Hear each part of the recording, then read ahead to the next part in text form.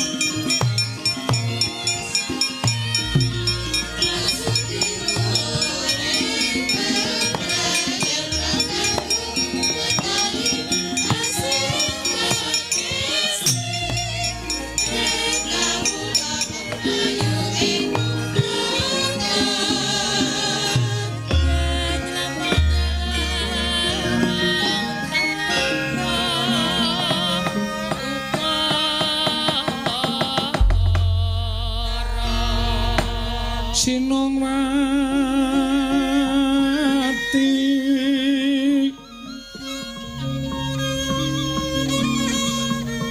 Sinong mati jagat kinari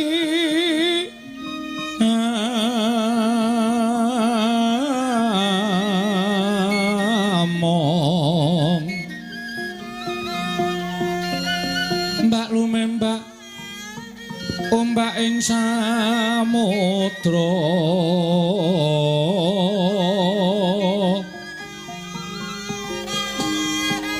ae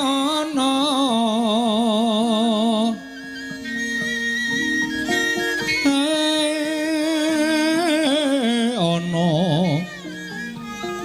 bale lumut ambreganggeng awita denceng-dencengan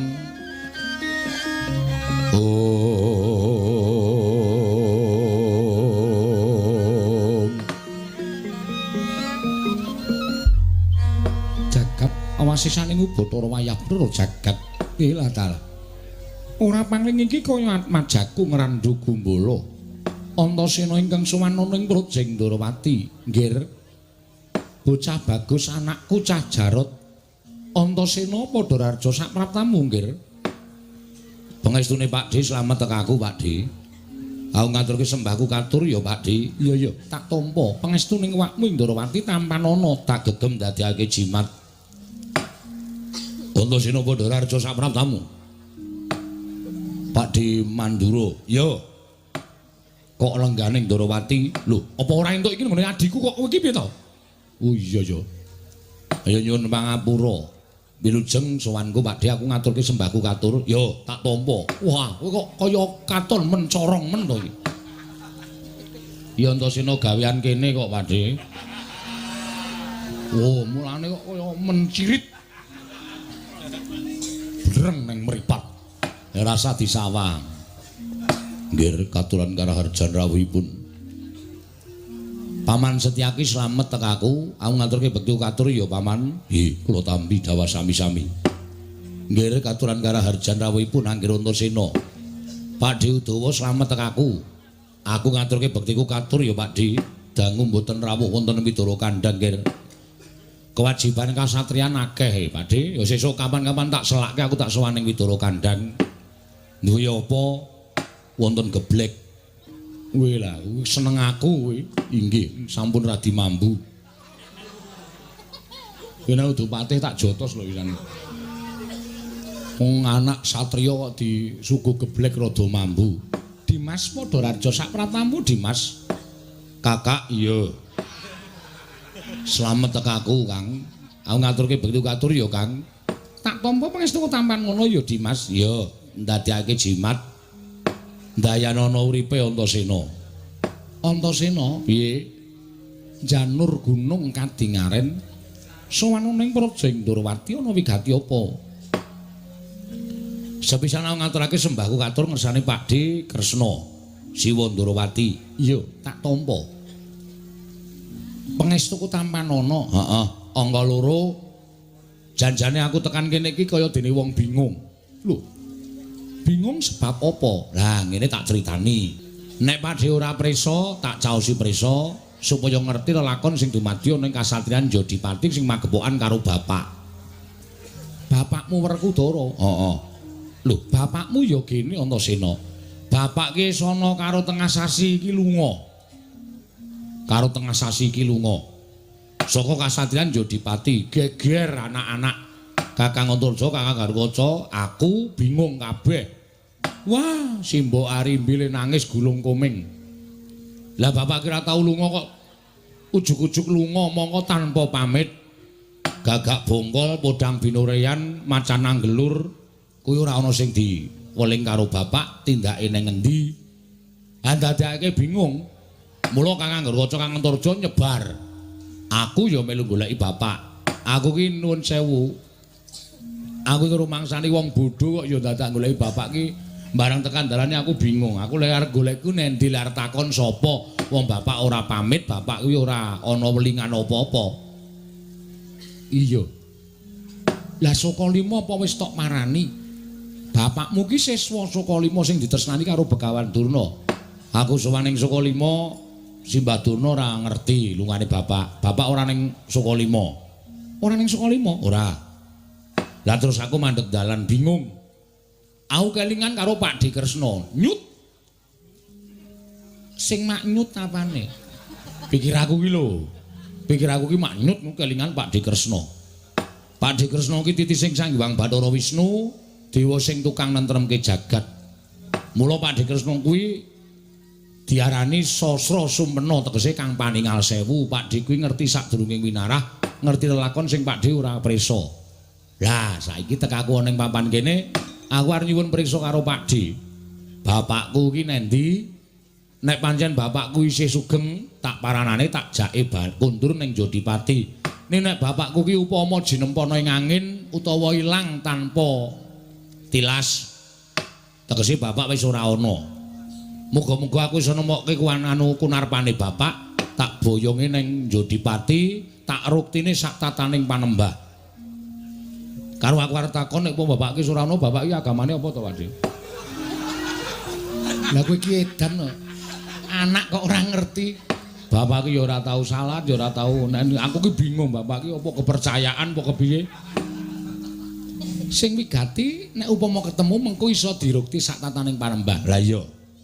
Lah saiki aku takon karo Pakde, bapak kuwi nendi? Nek bapak kuwi pancen lunga lan isih sugeng, tuduna nggone ngendi? Nadyan adoh dikaya ngapa tak golekane, mengko tak aturane kundur. Nek bapak kaya sing wis tak ngendikake mau ya muga-muga aja. Bapak wis ora ana, kunarpane tak ruktine. Nek Pakde iso nuduhke matur nuwun, nek Pakde ora iso nuduhke kowe ngerti to watake Antasena? Nek Pakde ora iso nuduhke, ngerti to watakku? Iya, aku ngerti. Aku ngamuk nang kene. Lho. Ngamuk tegese wis pokoke ngamuk. Aku nguyuh sak nggon-nggon. Kowe iki anak satriya kok polahmu kaya Panakawan. Ya wis ben aku ndugal warisan kok. Aku ngamuk ning Ndorowati, aku ora wedi karo Mak Cilik Setyaki, aku ora wedi karo Pakde Udawa. Apa meneh anakmu lanang Samba kuwi selawase ora tau perang. Ming nang salon wae. Luluran mbubuti kuku ngerok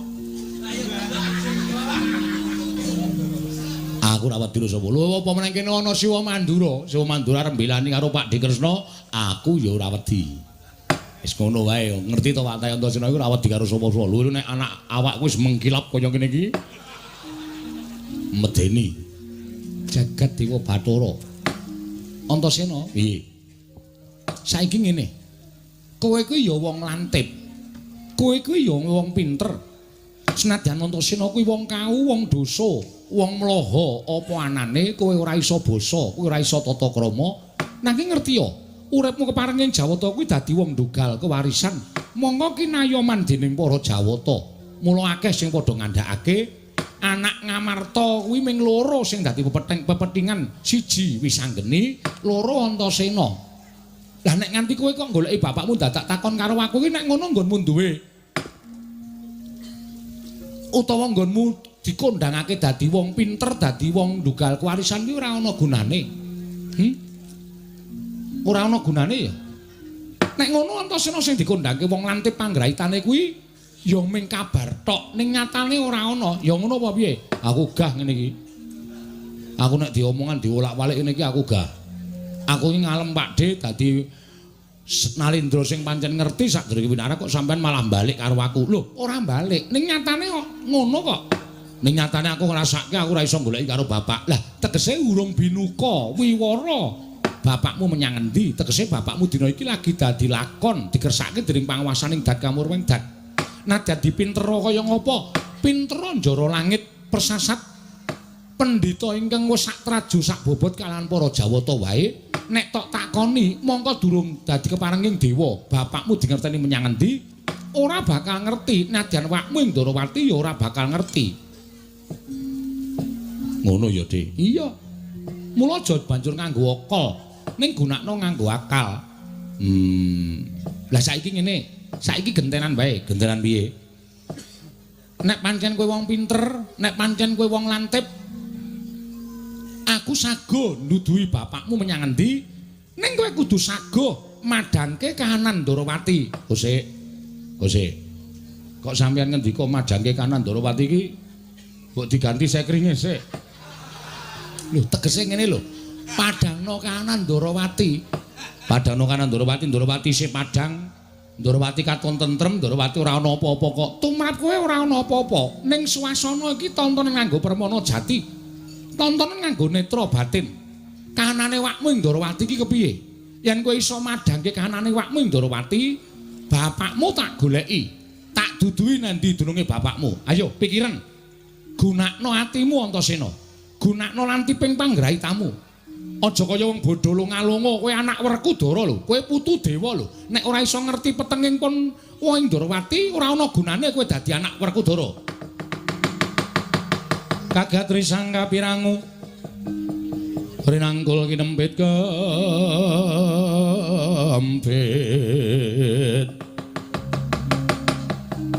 dosang reknaning bawana ing candak di lho ngerti apa sing dadi sebabe Ndorowati eneng daya. Dayae mbutuhke pusaka negara Ndorowati arenggo tamba negarane le Ketaman Pegebluk. Cocok apa ora? Aku ora wani matur, ora usah wedi. Jare sampeyan ngendikake padhangno atine Kresna. Bareng tak gagapi, aku manteng pangestiku, aku entuk palimarmaning Gusti ngakarya jagat. Aku entuk pituduh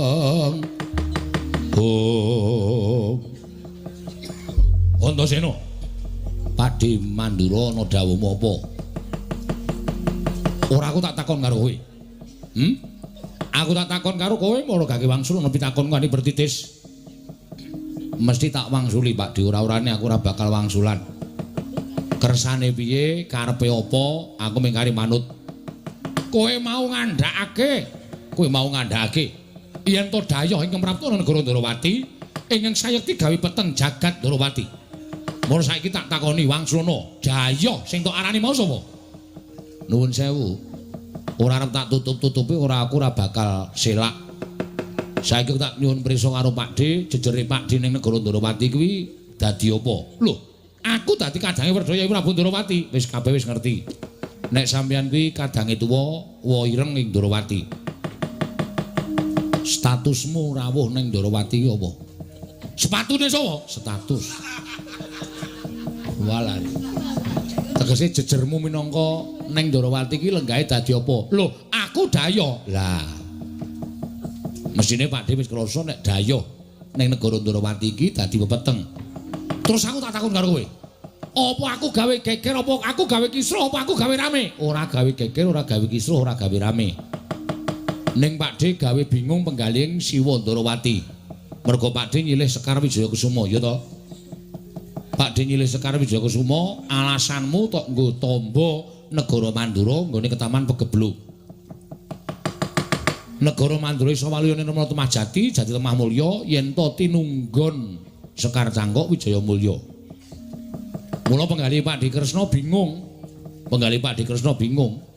Arep maringake Sekar Wijaya Kusuma. Mongko kuwi pusaka nek ora maringake kok sik nyilih kadange Werda. Ya.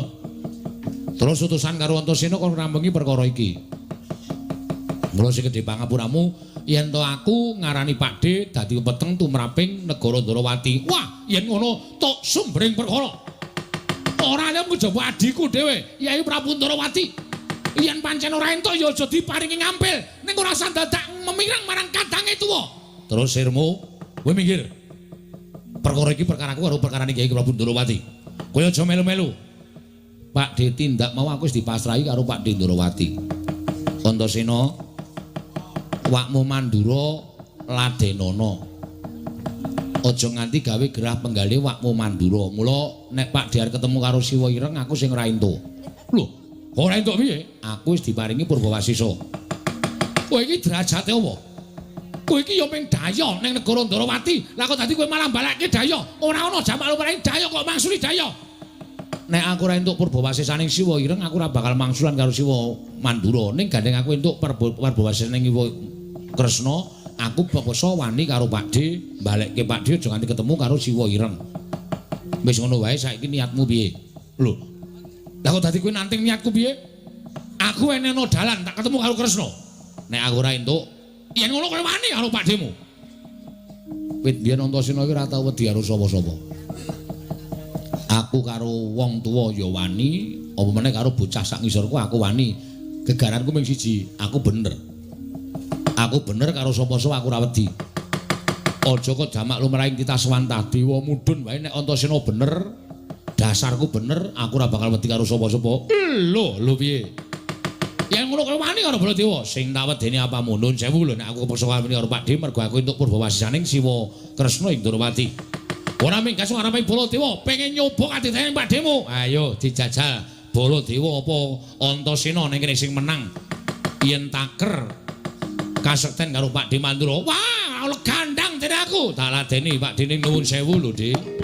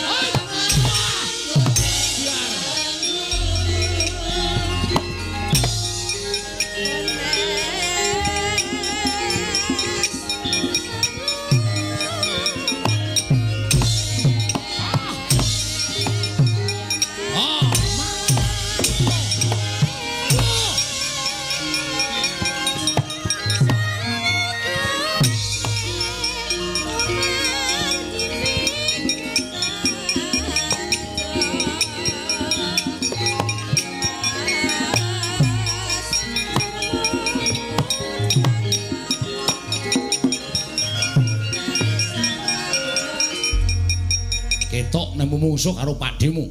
Kowe ora lahir batin Antasena. Ing atase kowe nyepeleke karo wong tuamu Mandura, kowe tak antem tak jotos. Mestine kowe kudune bales. Kewan kae wae kepengin males yen dipiloro karo menungso. Apa meneh kowe menungso? Lah kok dadi kowe ora bales karo Baladewa? Kowe nyepeleke karo aku. Kowe nyepeleke karo Nata Mandura ya ngono apa piye? Dik aku isih ngajeni karo sampean. Nek aku bales karo sampean, aku ngejotos karo sampean, sampean kok kewirangan. Sampean isin tur ya aku ora ngerti tata krama. Jroning peperangan ora ana tata krama. Jroning peperangan ora ana isin, jroning peperangan anane mung kowe apa aku sing tekaning pati. Ayo, nek pancen nyoba karo Baladewa, gage jotosen Baladewa. Nuwun sewu lho, sampeyan sing dawuh. Gage jotosen Baladewa. Sewu, sampeyan sing ngakon. Waduh.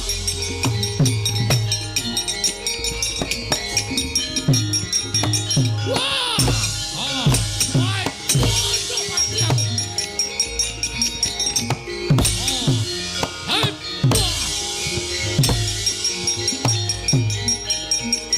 Wah, edan parat.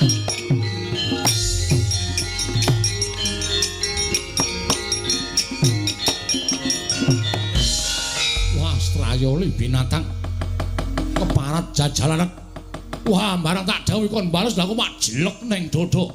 Upama dudu Baladewa tak kira wis katriwandan ora eling Brawadasena. Yo, Antasena, kowe wani karo wakmu, kowe mentala karo wakmu Mandura. Yen ngono aku kudu mentala karo kowe. Yen aku ora mentala karo kowe, tangi aku iso ketemu karo Yai Prabu Ndarawati. Ayo, maju kene. Kudu ngerti kekuwatane Nata Mandura Prabu Baladewa.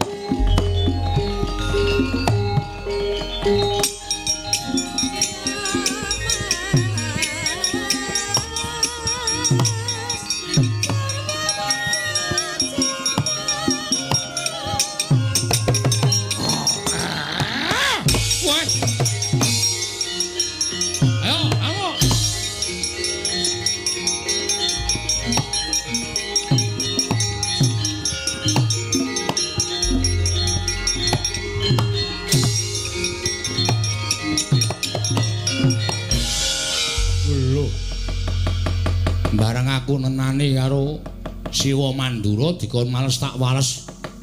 Wangune nesu Siwa Mandura. Ning jroning duka karo aku lah kok ngane-ane temen. Aku lagi teko kok dicokot mongko ngreng kaya buta. Lah. Iki nek ora tak tenani jebul bener panggraitane atiku. Aku wis matur karo Siwa Ireng yen saking dadi pepeteng negara Ndarawati kuwi Daya. Daya wujude Siwa Mandura. Wah, syukur malah iso ngerti sapa sing arep gawe wisuna, sapa sing arep gawe geger negara Ndarawati. Pakde, kowe kok nyokot kaya buta. Kowe kuat nampani sungutku. Aku mengguru karo kowe, ning aku njaluk ngapura sadurunge, Pakde.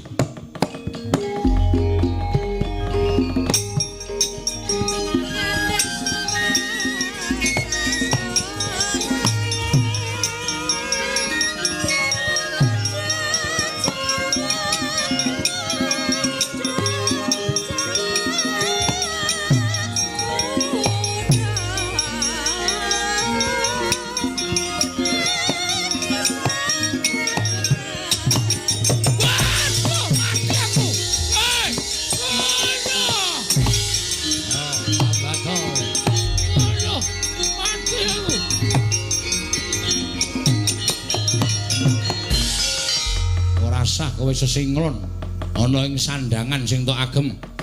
Apa mbok anggap Antasena ora ngerti sejatine sapa kowe? Ketiban daya sungutku ora gugrak marasmu aja duntang Antasena. Waduh, mati aku Antasena. Lah kok dadi pet-petan kaya kene kananku.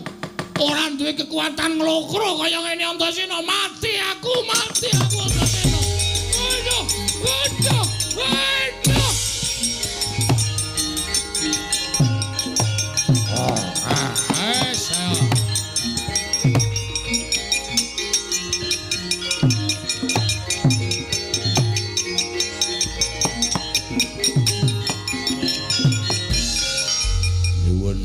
Punten Raden, kula nyuwun gesang Raden.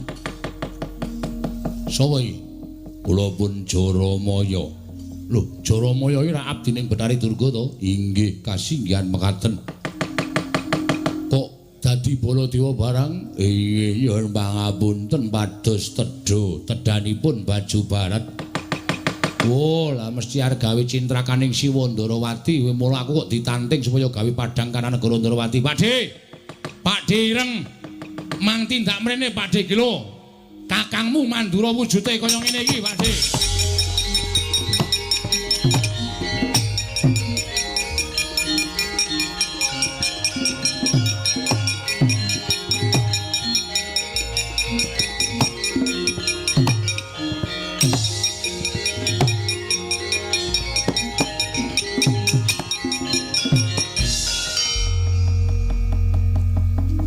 Antasena Jaramaya. Sinuwun kula nyuwun pangapunten. Wilah dalah. Mula aku ki rada cubriya. Mandura ingkang maune ora apa-apa. Lah kok dadi Kanjeng Koko Prabu rawuh ning negara Ndarawati? Ngendikake yen to telung candra Mandura ketaman pegebluk.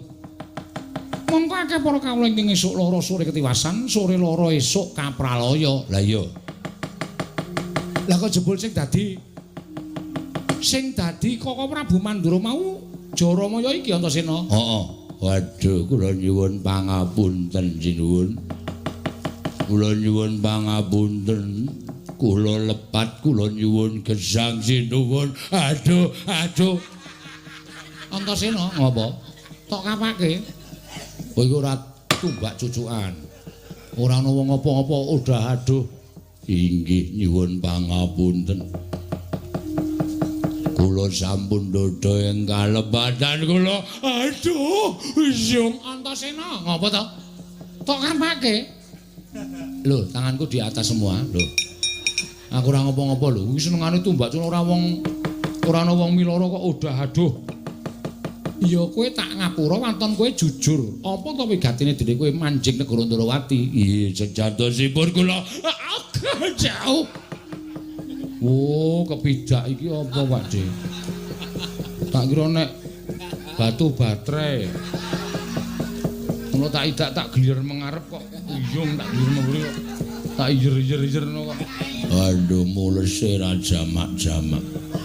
Ya yo ngapura karang ya ora ngerti kok ya. Wong edan ora kok ngaku wigatine apa? Dipun utus Pandya Betari Durga supados srana pejahipun titah srana tedhanipun Baja Barat. Kok ingkang mbok jangka aku sebabe apa? Iya. Krana panjenengan menika pengayonipun para Pandhawa menawi Gusti ing Ndarawati menika seda Pandhawa boten badhe kegiatan. Monggo Pandhawa menika klebet bocah Sukerta menika dados tedhanipun para Baja Barat. Ora ana ingkang ala tumama marang becik mula yen kowe arep mbudidaya mateni marang Nata Ndarawati kudu nganggo karti sampika sing luwih primpen ya mengko ndak kadenangan merga Ndarawati iki pamaning wong lantip panggraitane. Inggih. Jaramaya wonten dawuh. Kowe tak lilani bali ya. Kandha karo Betari Durga yen kepengin mangan wong Ndarawati kanggo panganing para Braju Barat dina iki tak ajangi jembar leganing atiku. Oh inggih ngestaken dawuh. Kula nyuwun pamit madal pasilan. Sing ati-ati aja kaya bocah cilik. Raden Antasena kula nyuwun pamit. Bali ngono. Tutuki gundulmu ora.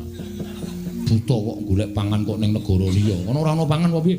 Inggih wonten nanging kedah bocah Sukerta. Wis gawe omong. Oh, bocah Sukerta dadi panganing Baju Barat apa piye? Sembrono bali ngono. Inggih, kula nyuwun pamit sinuwun. Sing ati-ati aja kaya bocah cilik Jaramaya.